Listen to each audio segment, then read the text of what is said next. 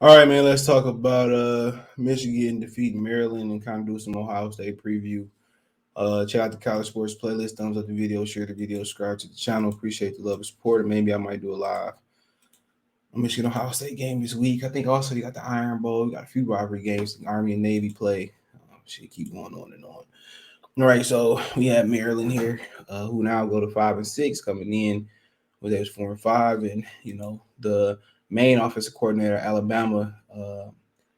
When Josh Gaddis came from to Michigan, he was the co-offensive coordinator, which people had to be patient with Gaddis, and Gaddis is actually improving. Okay, the main offensive coordinator who is Alabama is the head coach at Maryland. I forget his name, and hopefully Maryland be patient. It's gonna take some time to turn it around for them.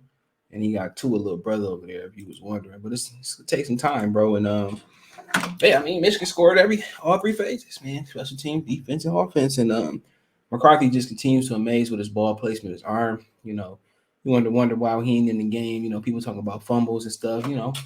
It's gonna happen. But the one thing he did get was some experience this season, and hopefully they got a decision to make. Not to look ahead, the decisions to make. Does Cade, obviously I don't think he's good enough to go to the NFL right now. Does he transfer? Do he stay? You make McCarthy do the two quarterback thing. So they gotta some decisions to make, win, lose or draw next week versus Ohio State. Okay. There's some decisions to make. I keep saying that. But McCarthy is just too I think he's too good to let go, and too good to let him go. Especially what you see Ohio State got a redshirt freshman, CJ Stroud. Versus Ohio State, it'd be reckoning day for McNamara. But he only had 70 completions, 21 for 28, 259, 2 TDs. But McNamara is the guy that need the run game to be relevant. Okay. And today he kind of showed that it didn't have to be, but the extension of the running game was Donovan Edwards. He set a single game, I think, yardage, receiving yardage for running backs at the University of Michigan. And maybe they gave a little bit of their game plan away next week. We're getting, Donovan Edwards 10 balls, 170 yards, and 1 TD, and would really probably would have put him over the edge of Michigan State. Can't really say about the Ohio State game too. We played was Ronnie Bell would have been here. Okay, had Ronnie Bell been here, man, if it was a fit, we could say that about basketball last year. Isaiah Liver's been there. They probably would have won. And they should have won to begin with, but um, that's what it was. Him coming out the backfield and showing a different dimension. Okay, um, so he's a freshman. And he's giving you, he give you that anything a freshman. If a freshman can if a freshman, I think he probably went to West Bloomfield House for sure. But if a freshman can give you that type of production, it's just like, man, I can't wait to see what he brings. And also, it's going to be important that you get a healthy Crooms back next week too, or Edwards. Edwards going to have to play that position. You know what I'm saying? And but today he did wonderful, man. And everybody did good enough, man. I had to figure out to take a while for the defensive stats to come in, but Hutchinson he get sacked, but just don't. I mean, played an all around good game, and we knew as long as they didn't look ahead that Maryland was gonna get smacked. We all knew that, but the team that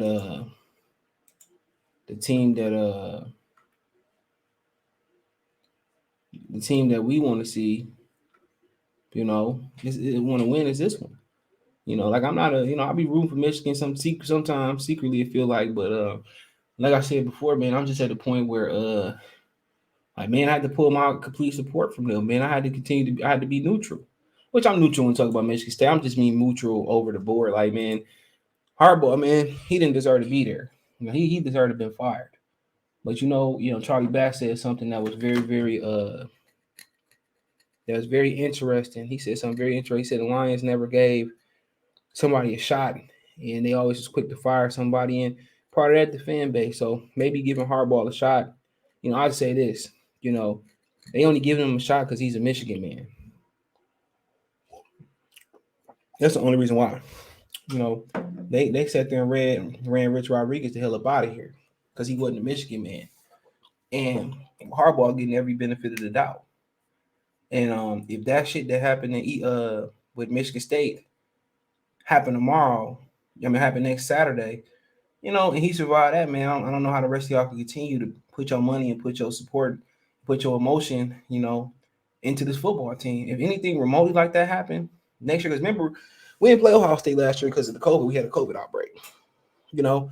But if any, and then maybe if it would have happened last year, Harbaugh wouldn't have got another contract. But if you can see on my screen, as we speak, in Utah blowing out Oregon right now, so that just make the game next week that much more important. But if that stuff that happened down there in Columbus with Michigan State happened today to Michigan, you got to walk home. And people say, "Well, what on Mel Tucker?" Well, Mel Tucker for the second year got beat down by Ohio State. They only scored 5 more points last year versus Ohio State, but the difference is he changing the culture.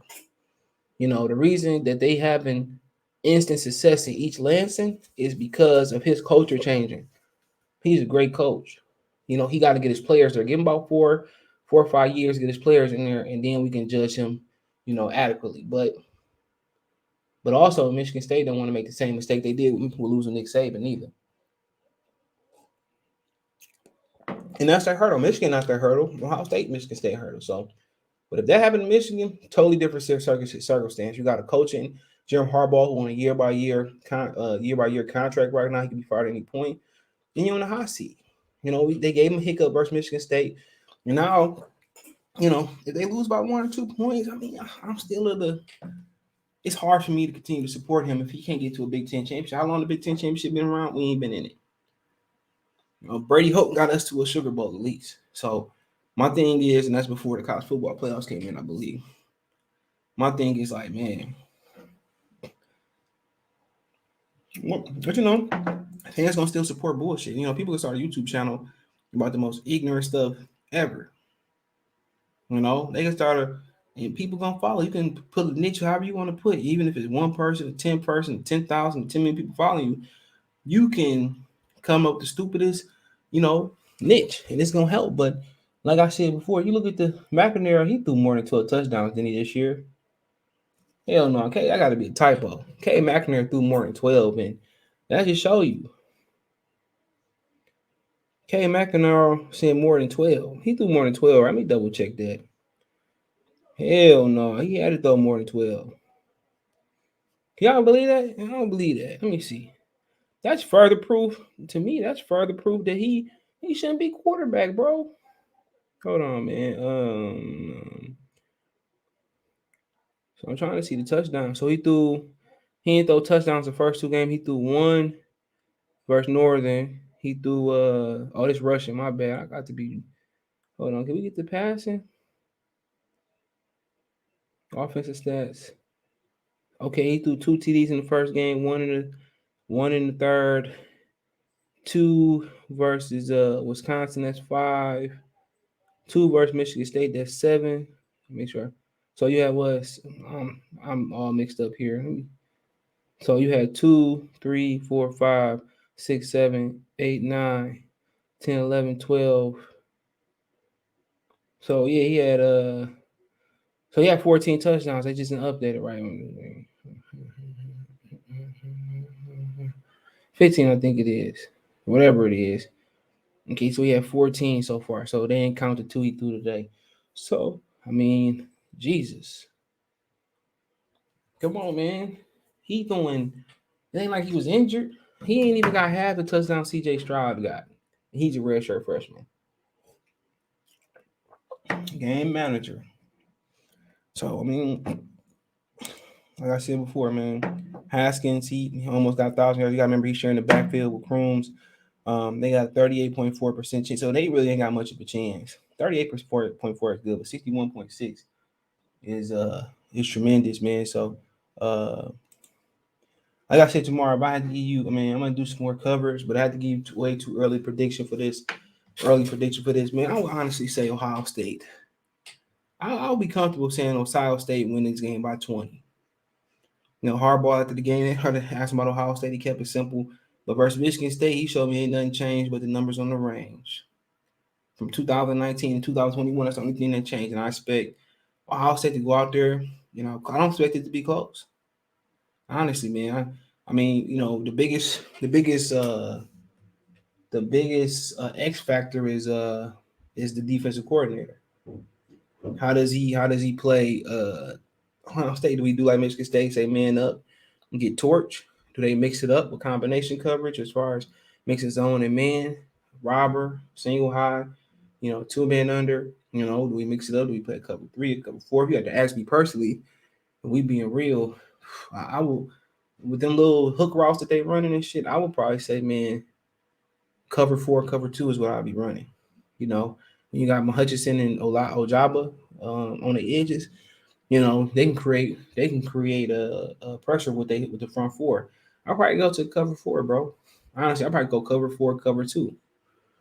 And what the cover two would allow you to do, and I play upper cover, but the cover two would allow you to do, it'll stop all that jet sweep and all of that that edge shit where they get on the edge, move the pocket and it stop the hook routes and all that and the comebacks, and that's what it'll do. The weak spot is between like I think it was their first touchdown Ohio State scored today versus Michigan State. They threw a post route right down the seam. That's the weak spot. And your middle linebacker has to be three things about the cover playing cover two.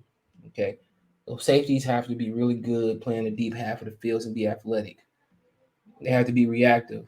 Your middle linebackers have to safeties have to be good playing over the top. The middle linebacker has to be able to get to the deep half in the middle. He has to be able to play that deep middle, man. And your corners have to be able to come up and tackle and cover. So it's a read and react. And I would play cover two, bro. You know, the thing about cover two, man, if you play it right, can't shit get over your head. Your weak spot is the middle between the linebacker and the safeties. Can't nothing get over your head playing cover two, unless you manipulate it. He's a redshirt freshman. Do you think he manipulating the coverage?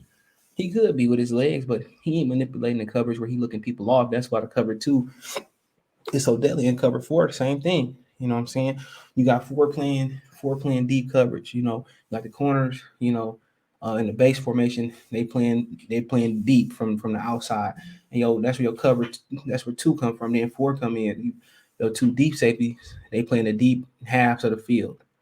So that's where your cover four come from. Come from the two covers playing deep and two corners playing deep and the two safeties, they deep responsibility. That's where the cover four come from. And I like that coverage too, You say if I play some man to man coverage, I mean, yeah, of course. Two men, zero blitzing like Don Brown used to do, but yeah, they like to get the ball out quick. So you play cover two, if you got some good corners, they can reroute those. Another good thing about cover two. If you play it right, it's really good coverage. Your corners can reroute the receivers. And another thing about it too, if it's played right, they gotta have time to sit in the holes in the zone. Your defense, your linebackers, shit gotta squeeze it. So, if you manipulate the defense the right way, it may be a troubling defense, terrible defense from Michigan, but he can't manipulate the pocket, looking off people. Cover four, cover two next week, man. That's basically what I'm playing. But I play some cover three. Yeah, because in cover three, the back, depending on what base you is, the backers get into the flats. The middle linebacker, he playing the middle. Where you get cover three from, you got two corners playing the deep, going deep. You got one safety going single high. You got a safety dropping down most of the time playing the one half. He playing the flat, and you got a linebacker playing the flat. That's what Seattle predominantly runs when they win. When they won the Super Bowl, and they still run it. The thing is manipulating the front four. You gotta get pressure. What you call it? If you got to artificially create pressure with loops and shifting and stuff, you do that. But I mean, cover three would be cool to mix in there. Um, that will be cool, man. But yeah, I like Ohio State big next week. Hopefully I'm wrong, but yeah, that's kind of the things that when you talking about offensively. I mean, you limited with K Mac in there. So I think another thing that Michigan State didn't do, I don't know if Walker got injured or nothing, but he only had 6 carries. By Michigan, I come out and I ball control right away. No matter if they come out and score a quick 7, I ball control. I use Haskins, to beat them up in the middle. I get them to compete 8-9 in the box. I throw short passes. I nickel and dime them up the field. And then when they start to get play tight and play up, then I take my shot. McInerney show he can take those shots down the fields when you need to. So I play a ball control offense just in case that happened today with Michigan State and Ohio State. Ball control. Come up with a nice short game plan, come out with slant screens, getting Crooms on the edge. I mean, even switch it up and get Haskins coming running off the edge too. Wildcat. I shorten the game up. I limit Ohio State possessions, and if I can get the young quarterback out of rhythm, no matter if we We stopped them the first 2 or 3 times, and we get up 21-0. I'm not spreading that shit out. I'm playing heavy. I'm playing tight. I'm playing bunch tight. I'm playing heavy tight. I'm playing everything tight, single. Most of my formations would be tight. And I'm bringing an extra offensive lineman, and I'm just wearing that defense down. You got a lot of running backs. I'm using Edwards on and Crooms on Texas routes and circle routes and wheel routes. I'm keeping everything tight. I'm playing the clock down to 0-1. I'm hiding it as I'm telling McInerney, we hiking that bitch at no later than 3, because you can't hike it at 1 every time because they get a jump on the snap. Hiking it every time. We either gonna go 5, 4, 3, 2, or right at 0. But I will if I'm hardball, at least I will make it look it was close. You know, I would say, we lose 42-30. At least it wasn't 50 something to 7. In the garbage time. So I'm keeping every team tight. I'm bringing heavy. I'm bringing offensive linemen in. I'm bringing McCarthy in. They're gonna do that anyway. I wouldn't recommend it. Running wild. I'm running. Quarterback design runs, but that's what I'm doing. But Ohio State winning big. They're gonna go do the same shit they've been doing in previous years. Got winning by 20. Let me know what you guys think. 20 plus. Let me know what you guys think. Thumbs up the video, share the video, subscribe to the channel on my social media subscription. Twitter's the fast way, to Facebook and Instagram. Appreciate the love, support, man. Want to make a financial donation? Cash App, CJ Good 313, Venmo, CJ Good 313, PayPal, link description. That's what to donate. Hit the subscribe button, bell icon button, right subscribe button, hit all notifications, reach chance, get notifications on live drop video. Check out the College Sports Playlist.